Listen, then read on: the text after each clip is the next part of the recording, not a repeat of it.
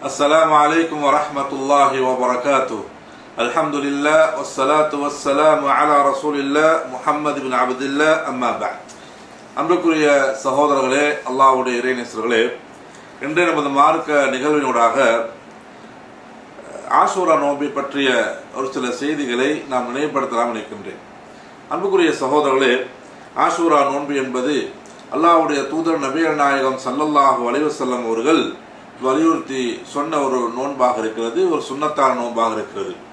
இந்த நோன்பை பொறுத்தவரையில் நாம் இந்த நோன்பை நோற்பதன் மூலமாக எப்படி அரஃபாவுடைய நோன்பை நாம் நோக்குகின்ற நேரத்தில் அல்லாஹ்வுடைய தூதர் ஸல்லல்லாஹு அலைஹி வஸல்லம் அதை சிலாகித்து சொன்னார்கள். என்ன சொன்னார்கள்? அரஃபாவுடைய நோன்பு என்பது 2 வருடங்களுடைய பாவங்கள் மன்னிக்கப்படுகிறது. அதே போன்று இந்த ஆஷுராவுடைய நோன்பும் 1 வருடத்துடைய பாவங்கள் மன்னிக்கப்படுகிறது என்ற செய்தியை ஸல்லல்லாஹு அலைஹி வஸல்லம் சொல்லுகிற நேரத்தில் எப்படி சொல்லுகிறார்கள்? சியாமி யௌம ஆஷுரா இன்னி அஹ்தஸிபு அலல்லாஹி ஐ யுகஃபிர ஸனத்தல்லதி கப்லஹா. அதாவது முன் செய்த பாவங்கள் 1 வருடத்துடைய பாவங்கள் மன்னிக்கப்படும் என்ற செய்தியை சொன்னார்கள்.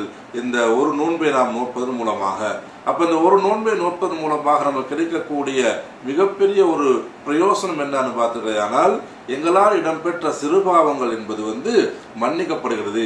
நாம் செய்த பெரும் பாவங்கள் என்பது இந்த நோன்பின் மூலமாக மன்னிக்கப்பட மாட்டாது. பெரிய பாவங்களை பொறுத்தவரையில் நாம் நிச்சயம் அல்லாஹ்விடத்திலே தௌபா செய்யப்பட வேண்டுமே தவிர, ஆனால் இந்த ஆஷுரா நோன்பை பொறுத்தவரையில் சிறிய பாவங்கள் அனைத்தும் மன்னிக்கப்படும் என்ற செய்தியை ஸல்லல்லாஹு அலைஹி வஸல்லம் அவர்கள் நமக்கு வலியுறுத்தி சொல்கிறார்கள். ஆக அன்புக்குரிய சகோதரர்களே, இந்த நோன்பை பொறுத்தவரையில் நாம் முஹர்ரம் மாதத்தினுடைய 10வது நாள் நாம் பிடிக்கப்பட வேண்டும். ஆனால் ஸல்லல்லாஹு அலைஹி வஸல்லம் அவர்கள் அந்த நோன்பு என்பது யூதர்களும் அந்த நோன்பை நோற்பதில் எங்களோடு ஒன்றுபடுகிறார்கள், அவர்களுக்கு மாற்றம் செய்யும் முகமான முறையில் நாம் 9வது நாளையும் 10வது நாளையும் சேர்த்து பிடிக்கப்பட வேண்டும் என்ற செய்தியை ஸல்லல்லாஹு அலைஹி வஸல்லம் அவர்கள் எங்களுக்கு வலியுறுத்தி சொல்கிறார்கள். ஆக அன்புக்குரிய சகோதரர்களே, நாம் இப்பொழுது இன்னும் சில நாட்களில் இந்த முஹர்ரம் மாதத்தை அடைய இருக்கின்றோம். இந்த முஹர்ரம் மாதம் என்பதும் கூட ஒரு சிறப்புற்ற மாதமாக இருக்கிறது. இஸ்லாமிய மாதங்களில் ஒரு ஆரம்பமான மாதமாக இருக்கிறது.